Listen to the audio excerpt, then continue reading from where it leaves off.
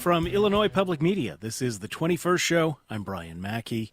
We were hoping to begin today's program with, I should say we were planning on it, not just hoping for it, with an update on what the Illinois General Assembly is doing with regard to the Chicago Bears, a proposed constitutional amendment on voting rights, as well as some other things that are working through the legislature. We're having some issues connecting with the guest we had planned to bring you for that. So instead, we're going to pivot to what we were going to talk about in the second part of our show today, which is apples. You've all heard the phrase, as American as apple pie.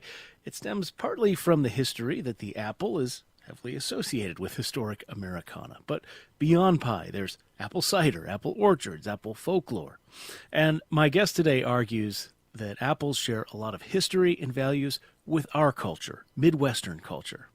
That being seen as historically and culturally significant, but also, forgettable among many Americans. Lucy Long has described herself as a folklorist, musician, mother, cook, and consumer of all things edible. She's also the founder and director of the Center for Food and Culture and the author of the new book, Sweet, Tart and Golden, Apples in the Midwestern Imagination. In it, she writes, apples are not unusual, too expensive, or too fancy. They're practical and pragmatic. They're sturdy and long-lasting. They're an uncomplicated fruit to eat. They can be dressed up or made gourmet, but most often they're everyday, plain and straightforward. They're found everywhere, regardless of class, ethnicity, or religion, but require human intervention and the taming of nature to grow into useful, edible fruits. These qualities fit with the image of celebrating apples. This region celebrates the ideals of itself as self-sufficient and pragmatic, with hands-on skills grounded in traditional values, but also embracing modern technologies. Lucy Long joins me for the rest of the hour. Welcome to the 21st show. Thanks for being with us. Thank you for inviting me. So, listeners, you can join us today at 800-222-9455. That's 800-222-9455. We want to know, what is your favorite apple? I was high on jazz apples for a long time, but more recently I've switched over to Cosmic Crisp. In fact, I had one this morning.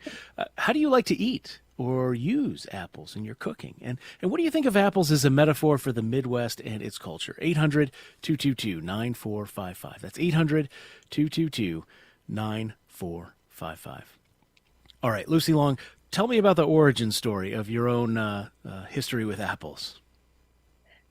Okay, so I think my origin story with apples, it does go outside the Midwest. I was born in North Carolina, grew up in the mountains and also in the flatlands, but also moved to Northern Virginia, Washington, D.C., and then moved overseas to Asia because of my father's job as an economist.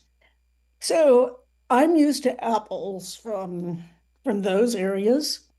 And when I moved to the Midwest, which was a long time ago, about 40 years ago now, and I moved out here to teach, and partly because I'm a folklorist, I was just really interested in what do people here think of as being something distinctive for themselves. I have to admit, typical of most people who live on the coast, I didn't know the difference between Ohio, Iowa, Illinois. It was all the flyover region to me. Oh, no. Flyover Yeah. country. Yeah. So, and I was very aware of the stereotypes of the Midwest because I would say to, friends, family, colleagues, I'm moving to Ohio to teach out there. And they'd all say Iowa, so it wasn't just me, being superior or stereotypical. I discovered that those stereotypes really were alive and well, that the Midwest is just the flyover region.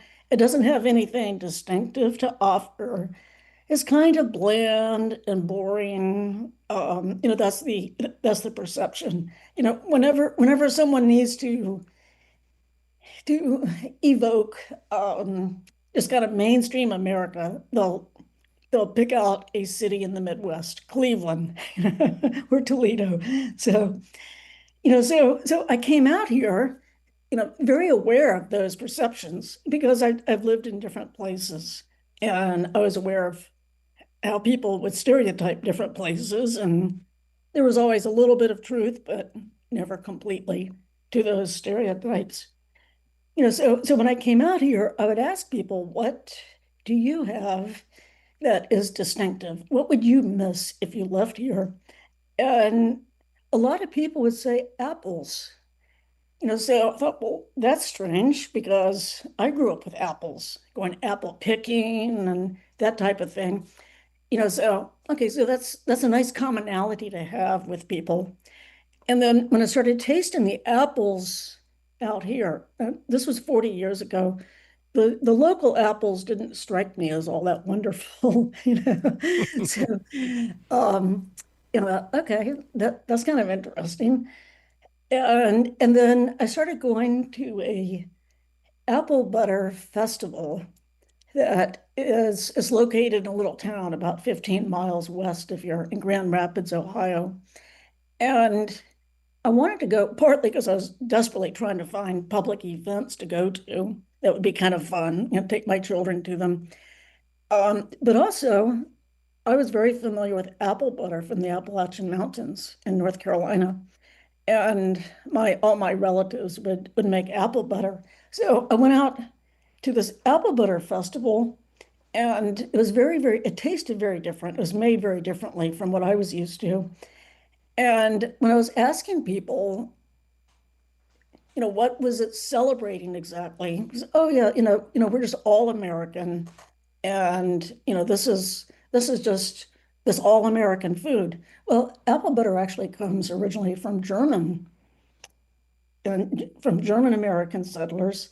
And at the festival itself, they had a lot of things, that struck me as very different, not what I would consider all American. Hmm. So bratwurst and a lot of German things. So, and people they were completely unaware of that, which is the nature of folklore. We're just living our lives. We're not intentionally trying to express identity or heritage, usually. Yeah. Yeah, that's interesting, and I want to come back to that idea of folklore a little later. We actually, well, as we're talking about, the origins of some of these of apples and some of these apple products, we have a caller on this very point, and you can join us today throughout this conversation. 800-222-9455. That's 800-222-9455. Let's go now to Gordon, calling from Northern Illinois. Gordon, thank you for calling in. Thank you. My understanding is that the apple originally originated on the foothills of the Himalayas. Does she have any information about that? Yes. Yes. And that's one of the things that's so fascinating about apples, because we tend to think of them as all American, as American as apple pie, that type of thing. And then when I started doing this research, people here in the US did not know the origins of the apple. There was a Soviet scientist who had studied it and discovered from his perspective, that all apples, all the type that we eat today, that they all go back genetically to this one mountain forest region in Central Asia, in Kazakhstan. The irony of that, the people in Kazakhstan had actually named that area in the mountain was the father of apples, and that's the name of their capital city. They knew full well, they said, yeah, this is the origin of apples right here, but the Western scientist and the Western world didn't know that. Actually, until fairly recently, they started publicizing it. And the scientists and historians did. I thought that was fascinating. So, and then there are native crab apples throughout North America and throughout Western Europe. It's a different species, though. And it turns out some people in Western Europe were using the native crab apples, similar to how apples are used today to make cider and things like that. But native crab apples tend to be very small, very hard, and not nearly as useful and tasty, as our modern apples. Yeah, so yeah, it Yeah. is And what is it? So let's get into that because these apples originate, as you say, in Kazakhstan. It's probably Silk Road sort of trade routes and animals carrying them around and distributing the seeds as animals will do. But each apple, this is something interesting. Each apple the type of apple that goes in, so to speak, is not necessarily the one that comes out in terms of, or I should say, that's put in the ground. If you take an apple out of or a seed from a certain type of apple, you're not necessarily going to get that same one coming back. Talk about how that is. exactly. And I do not have a background in botany. So I hesitate Well, to neither do I, but in a general way, maybe. okay, so what I understand is that each apple seed has the ability to become any variety of apple with any flavor, any texture, any shape, any color. So if you plant an apple tree from the seed, you have no idea what kinds of apples you're going to get. And you can get different tasting apples on that same tree. So this was something that made the fruit not as useful to humans originally. So it wasn't until grafting was invented, and that was probably by the Egyptians. They're not quite sure about that. And in grafting, you find a tree that seems to be that is producing apples that do have a flavor, texture, color that you like. And so they cut off a branch that is producing exactly that apple, and then they they they graft it onto what they call a rootstock, and frequently crabapple trunks. And that can be used for rootstock. Um, and then that way the apple tree grows, but it's producing the type of apple that was on that original branch. Fascinating.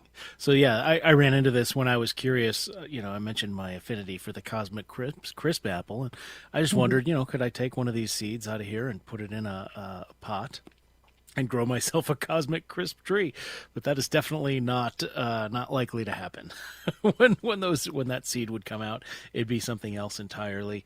There's also commercial restrictions on Cosmic Crisp. You're not supposed to sell those, the trees anyway, outside of Washington. So I don't even know that I could pull off a graft here in Illinois. A few minutes we need to take a break, but maybe we can talk a little more about some of the uses for apples, right? I think people are familiar with cider, applesauce, baked goods. What else are people doing with apples that maybe would be a little less familiar to people? Well, something that we do not think of all that much today, apple cider vinegar was something that was very, very necessary for a lot of European and early, like colonial pioneer American foodways, because the vinegar was used as a preservative. And it was something that was needed, prior to refrigeration. People had to have some way to preserve. So, but also the hard cider, and everywhere else in the world, when people say cider, they mean the alcoholic beverage. So in the US, because of prohibition, cider became just sweet cider, but in colonial America and pioneer America, the alcoholic cider was considered healthier. Alcohol kills germs. And so a lot of people felt that the water couldn't be trusted, but they also felt that it had a lot of nutritional components and it was a healthy thing to drink. So it was given to children, and we're talking about hard cider. Everybody drank this. So, So that's maybe it would make parenting a little easier in some ways, perhaps. definitely, definitely. Well, Benjamin Franklin and Thomas Jefferson, George Washington, they all promoted drinking hard cider. And I think it was Benjamin Franklin, said, he would never trust a man who did not drink hard cider. And you mentioned vinegar. That's something that's actually kind of come back as a health craze now, right? This apple vinegar thing. People are. I don't know if you can speak to the truth or falsity of those health claims. Right. Well, and I wouldn't know about the actual effectiveness, but I do know that vinegar was being used for health and medicinal purposes in ancient China, ancient Egypt, ancient India. And that's the kind of thing, we can't just dismiss that. People were using it. The Greeks and Romans wrote about how vinegar was something good to take for digestion too. So in the US, there was a lot of a lot of use of vinegar, for health reasons. Yeah. Um, and then when the medical field started becoming more science-based, they wanted everything to be objectively Yeah, you moved away from some of the home remedies and snake oil and apple cider to something a little more FDA approved. All right, we're going to take a break. We'll continue with Lucy Long, who is a folklorist and an author. The book is Sweet, Tart and Golden. This is the 21st show. Stay with us.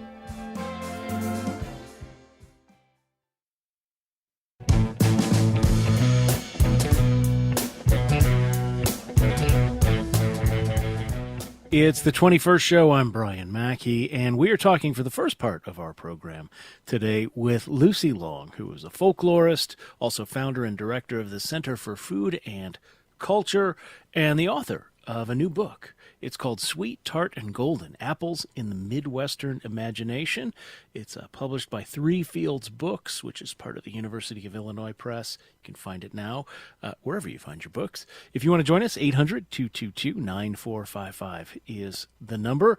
Are you a fan of apples? Apple a day, that sort of thing? What's your favorite type? Let us know, 800-222-9455.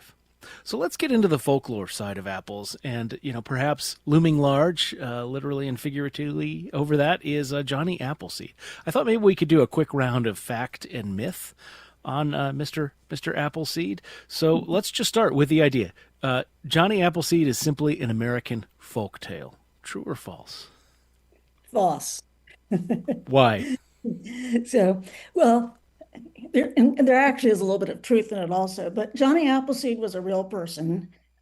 His real name was John Chapman. He was born in Massachusetts and ended up as a teenager moving out and going over to the frontier, Western Pennsylvania, and then the Northwest Territory, which was Ohio, that opened up. And one of the occupations during that time was being a fruit tree salesman. Um, and part of what was going on was that for the Northwest Territory, and I should check my dates. So when that opened up, it ended up, and that was like 1787, I believe. There were rules that pioneers had to prove that they were living on a homestead, and they had to prove that by within 3 years having some kind of fruit orchard, preferably apples, having that fruit orchard set up. So, there was this real need for fruit trees.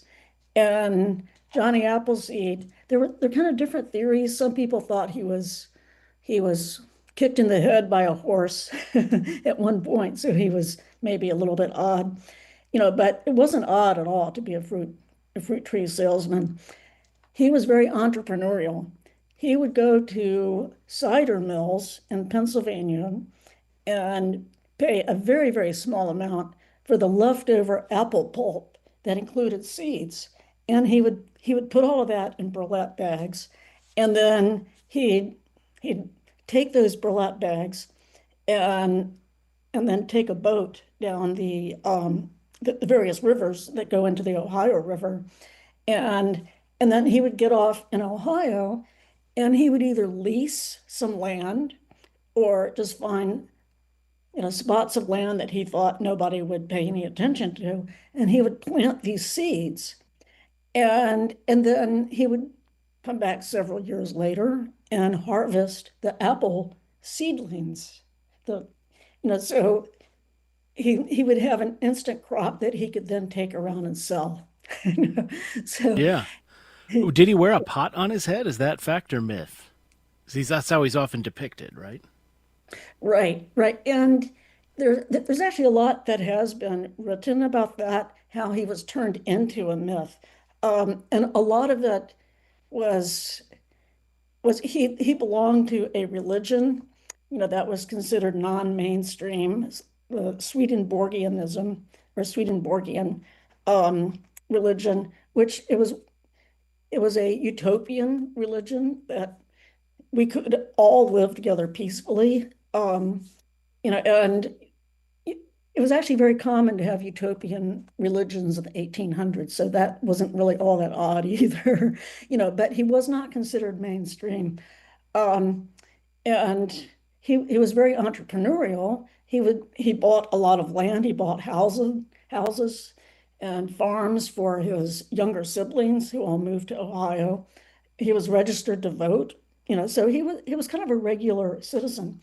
However, he was an interesting looking character, apparently, and people found it odd. He never married, and that was part of his religion. Um, and he was not concerned about wealth for himself, so he tended to dress, like a vagabond and all.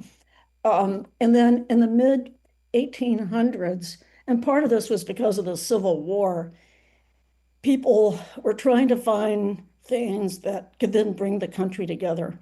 And so they were finding characters that, oh yeah, here's an American character. And so Johnny Appleseed, he he represented the individualism, kind of the innovation. For a lot of people, he was this incredible entrepreneur.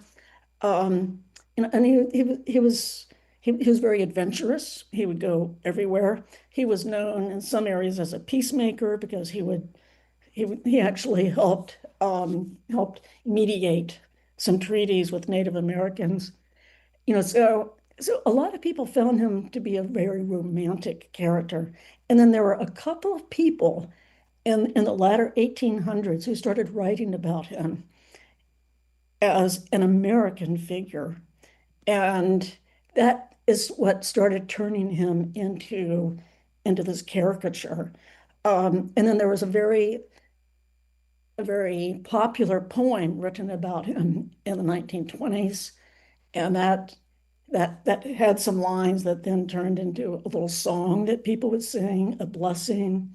Um, and then Walt Disney picked up on this and put out a cartoon about him in which he was wearing a tin pot on his head. So apparently one time he was trying to cross a river and he put everything on his head to carry it. And people liked that image, so that became part of his story. Yeah. How much has Walt Disney done to shape our view of what is Americana, especially that early American time period? No doubt that was a significant part of this story. All right, let me remind listeners we are talking today with Lucy Long, who is a PhD folklorist and consumer of foods, all different kinds of foods, and cook, and is the founder and director of the Center for Food and Culture, and is the author, most recently, of Sweet Tart and Golden, Apples in the Midwestern Imagination. I want to share an email we got from a listener, Catherine, who says, I'm a Jew by choice. We always eat apples dipped in honey on Rosh Hashanah, the Jewish New Year. It represents the hope for a sweet new year, and the honey represents the sweetness of studying the Torah. But I don't know why apples rather than another fruit. Pomegranates are probably more common in Israel. Perhaps it's an Ashkenazi tradition, but not a Sephardic tradition. She also offers a tip. When I serve apple sauce slices for the new year, I toss them in pineapple juice to prevent oxidation. I feel that lemon juice changes the flavor too much. Lucy, I don't know if you want to speak to any or all of those points. Yes, yes. One of the things that historians point out is that the word apple started being used in a lot of European languages to refer to any fruit at all that could be consumed, in any round fruit with seeds in it. And so there are words actually taken from the Hebrew that were used for alcoholic drinks that then became translated into cider. So, but apples definitely did exist um, in the Middle East, in the areas that the early Hebrew writings would be coming from. And and so a lot of the Jewish traditions do go back to historical uses of apples. Also, a lot of those apples would not have been as sweet as what we're used to eating today.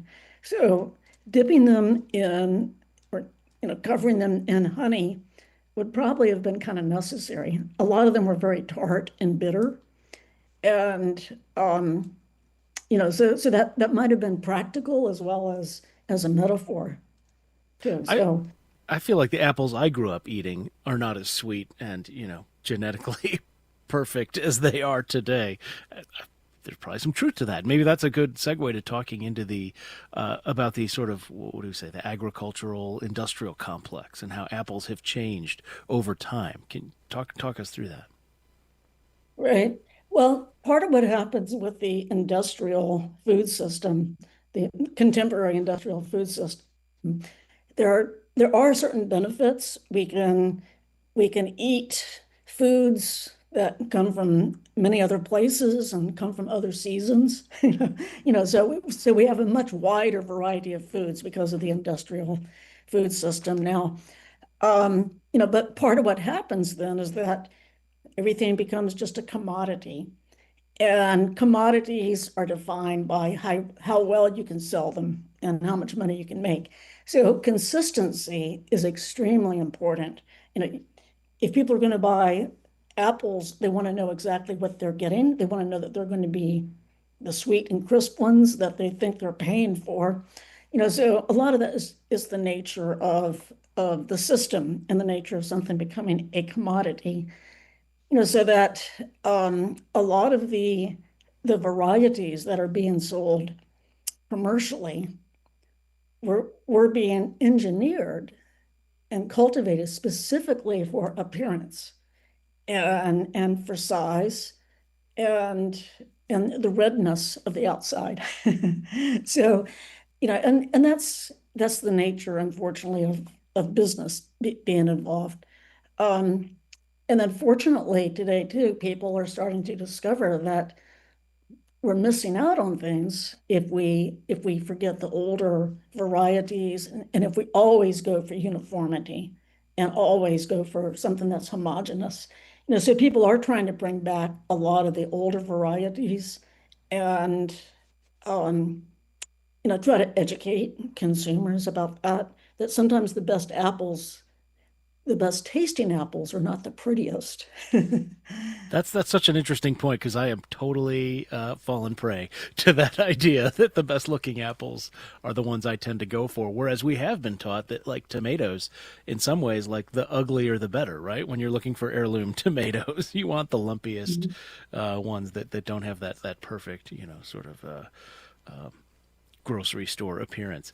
In the few minutes we have remaining, I want to come back to something you said earlier, and I'm just going to paraphrase here, but it's the idea that studying folklore is people are just living their lives. They're not thinking of what they're doing as something significant. And as I've looked through the book. Some of the recipes you talk about where you were collected from. This turkey Waldorf wrap. You say you were teaching a class at Bowling Green State University. A student collected it from an aunt in Laurelville, Ohio. Talk about the idea of finding significance and meaning and depth in the everyday things that we don't even think about as being significant.